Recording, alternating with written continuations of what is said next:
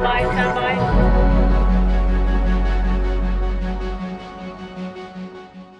I think we're going to learn a lot today. First, I'll introduce you to Andrea Prencipe, who is the full professor of organization and innovation at Luis Guido Carli University. Welcome, Andrea. Thank you. What I want to do first is play a very important video. So let's roll the video, please. Abbiamo fatto un passo in più, abbiamo scelto non di registrare le lezioni dei docenti e di mettere su piattaforma, ma di andare live con tutti i nostri docenti e non interrompere il rapporto in presenza virtuale con gli studenti. Un lavoro enorme, 260 classi ieri, con circa 7.000 studenti coinvolti e oggi ancora quasi 200. Luis non si ferma. Sono orgoglioso del lavoro che avete fatto tutti quanti voi. Tutti i colleghi amministrativi hanno fatto uno sforzo incredibile per rendere questo possibile e tutti i nostri docenti hanno partecipato con grande entusiasmo e con grande voglia di fare di tutto per non fermare la nostra università e il processo di apprendimento dei nostri studenti. Luis non si ferma, nessuna delle nostre vite si deve fermare. Buon lavoro ragazzi! Grazie.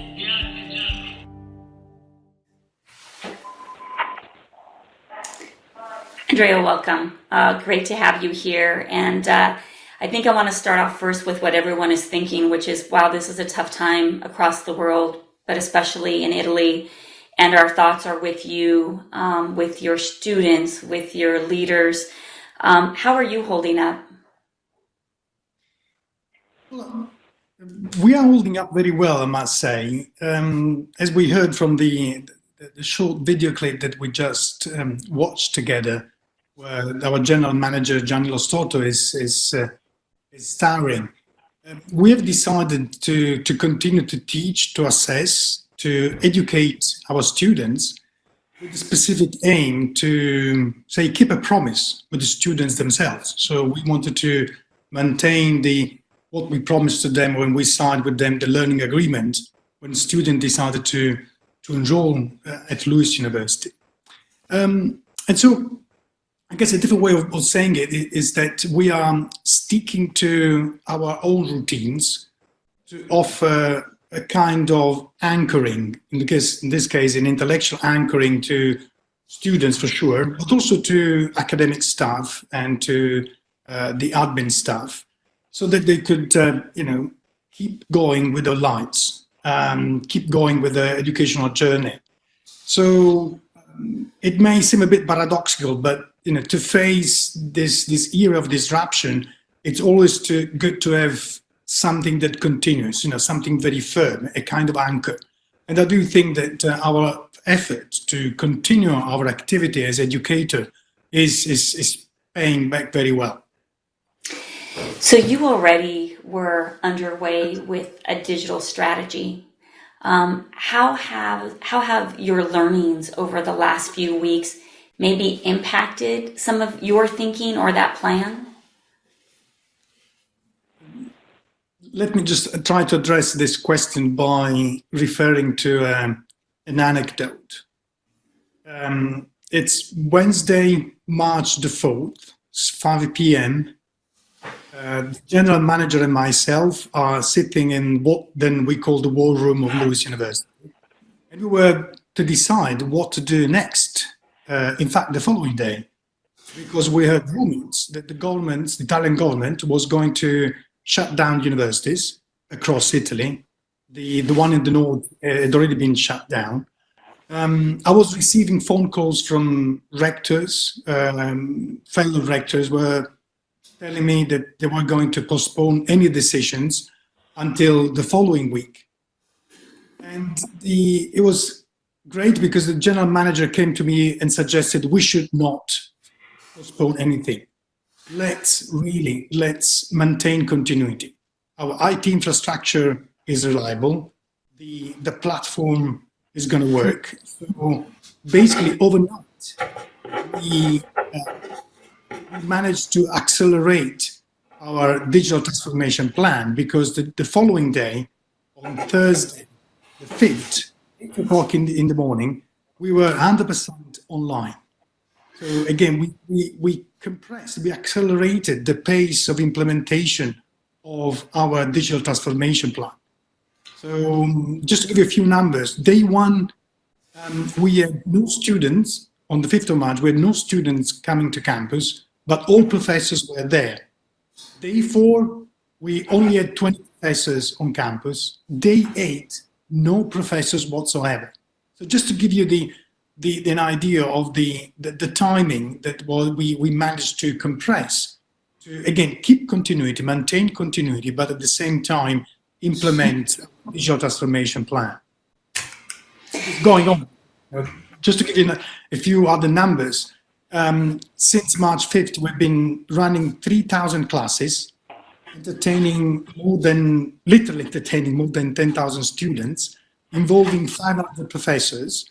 Last month, we started the midterm exam, about 500 midterm exams running in parallel, totaling over 22 million connections. And actually, we have students graduating now. They are defending their thesis. And by the end of this week, we will have 450 students getting their degrees. And everything will be done digitally, online, remotely, but still in a synchronous way, which is interesting. So we wanted to maintain the relationship between students and educators. That is so impressive, and I have so many questions for you, but it sounds like you had the platform which allowed you to keep the promise. How are your students responding to the change? And there was a question that came in about maybe different styles, extroverts, introverts. How are they responding to this mode? Well, that's an interesting question, because we shouldn't forget that students nowadays, university students, but college students in general, they're all digital natives. So they are accustomed to reading and going through the internet. So what we realized that we're thrilled to learn via the phones or via the computer. Very much concentrated, because again, they're very used to this kind of tools. And what we realized, as you mentioned, the introvert students became very participative. So they joined the more extrovert ones in participating to the interactive sessions that professors have started experimenting with them. So I would say, we did get very good reaction from students, also witnessed by the messages over the social media on Twitter, Instagram, Facebook. We realized that they were very much excited, but also professors. Smiling because one of our emeritus professors, when we decided to go online on March 5th, he said, I'd like to come to university. I'd like to have technical staff around me, because he claimed I will never be able to learn how to teach online. Yesterday, which was day 10, he rang me up and said, I'm impressed by myself. I've learned how to teach online. Of course, he's still learning, but it's interesting how the accelerated pace that we managed to give to this the plan. And again, a big push was given, big lead was given by the general manager that you saw early on in the video, and this team. It's fascinating how the behavior is changing. I love that the professor says that he's doing a great job. I love that. Do you know, it's funny, at Cisco, I'm hearing some of the same things about when everyone comes in via video, there's something that's an equalizer in that, and people feel like they have more of an opportunity to engage in a different way. So it's fascinating that we see that from a work and from a school perspective as well. I don't know if you had a lot of time to think about this, but day by day as we learn, I think we all get the feeling that some of what we're learning may be lasting. When we get past this pandemic and you have the opportunity to run the way you did before or the way that you're running now, what do you think will be lasting? Well, that's a very interesting question. And I like the concept that you used early on about the new normal, because I don't think that we'll go back to the old normal. So we're going to be facing new normality that we're going to be defining ourselves. And because we're very much convinced in Lewis about what is going to happen later on. We don't know when, but surely it's going to happen. We did say to colleagues, so to academic staff, admin staff, to perceive and conceive this current situation as an say, experimental process. So we told them, let's explore these new tools so that once we're going to be back, we'll be able to integrate some of the learning into our traditional way of doing education, so that will be a new way of educating students. And it's also interesting because we also said to them, try to learn every day. So we have started, if you wish, a lessons learned process ever since we started, because we don't know when we're going to be finishing it. And we're learning on a day-to-day basis. When looking at the literature, we would like to make sure that the new model of education that we'll implement in Lewis will be something really new, and will strongly rely upon what we're doing now. So we take this very seriously. And again, relying upon the fact that we won't stop teaching, assessing, educated students, because this is going to be important for us to, say, imagine, invent a new way of educating students. Have you made any attempt to equip students or professors with webcams or other video conferencing devices? And have you had difficulty getting these devices because of the high demand? We had to offer to provide especially professors and staff with laptops and say IT tools at the beginning. And since, as I mentioned, we started early on, we didn't face any problems in terms of supply. As per students, basically most of our students are very well equipped with our IT, so there was not a big issue. But I think mainly because we, as I mentioned early on, we took a very early decision and we were fast in implementing it. So in a way, we beat the time. That's great. I want to come back to something. We had a brief conversation yesterday, and I think a lot of people are thinking about this. You were making decisions so very quickly. And sometimes we make those decisions without a lot of the data that would guide or help us. Can you just talk a little bit about what that has been like, how you've made decisions since, and what you would recommend to others that are making decisions now as well? Well, you're right. I mean, in this case, we didn't have data. We were somehow aware that the situation that we were facing was going to be, and in fact was complex and somehow dynamics. If I want to use a more academic term, I would say I would use the label of was an ambiguous situation, because it's, as I mentioned, it's extremely complex and we don't know how it is evolving. And in this respect, again, with the benefit of hindsight,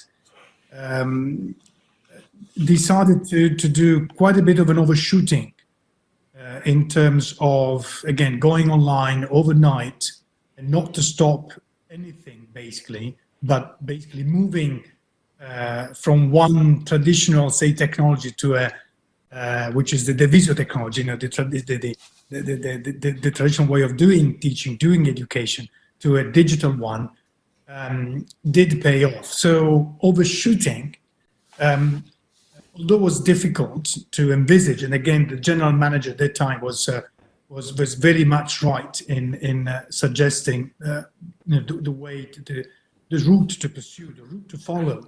As I mentioned, doing overshooting allowed us to be much clearer now. In fact, now we know at least how to work towards our objectives. And then again, relying upon my academic background, I have to say that when you face an ambiguous situation, as I mentioned earlier on, continuity is important. So having a firm structure in a way does help, as well as doing overshooting is also important. And of course, speed, is the third dimension that you mentioned already. And the fact that you were so far down a path as it relates to digitization, and the fact that you had the platform, I think is amazing. And so the question here is, it'd be interesting to know the details of how you came to the idea that you could do this. And there's just a lot of interest in how you found yourself in this place, and then the ability to scale. Well, I think that there's a lot of, since as we mentioned early on, we didn't have data to rely upon. Although we were aware that given what was happening in northern Italy, that the government had shut down already universities, we knew that something was going to come. So there was a great intuition by the general manager who said, let's build in capacity and readiness, IT readiness or digital readiness beforehand, so that whenever we're going to be asked to shut down, we're going to be ready. So I think that intuition, does matter a lot in this case.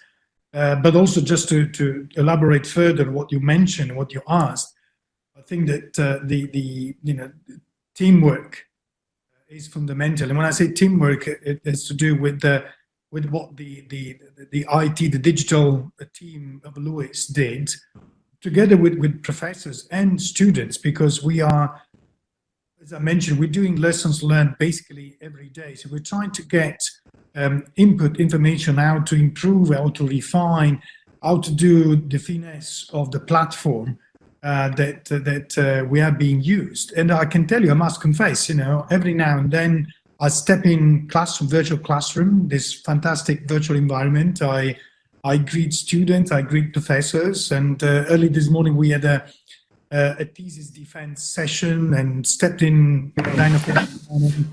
And it was what's nice. The students appreciated it a lot, and so did the professors being part of the thesis committee. It's new, but I think we need to again perceive. We need to change perspective. Understand this. That can become a great opportunity for us, also to scale it up, because again, all our classes are now run online, irrespective of the disciplinary domain. If it is math classes, if it is a stat classes, if it is a international relation classes or management classes, they all run using the platform. Of course, by doing so, we offer professors, instructors to rely upon their creativity and therefore, use different tools, maybe other videos or tests to again entertain students in what is becoming a truly new learning and educational experience. I think I want to maybe ask all three of you this question quickly. And the question is not about the technology. The question is, your teams have had to scale to something very different. They've had to probably address some change that they didn't think that they would.